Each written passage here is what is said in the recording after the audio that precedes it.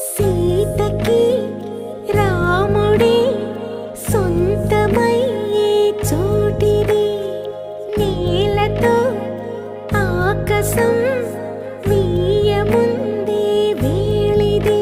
మూడు ముళ్ళు వేస్తే మూడు లోకాలకి ముచ్చటొచ్చినమ్మా.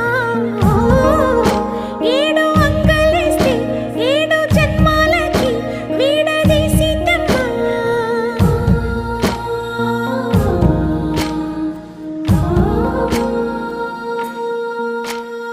సీతమ్మ వాకిట్లో సిరిమల్లె చెట్టు, సిరిమల్లె చెట్టుపై చిలక వాలింది.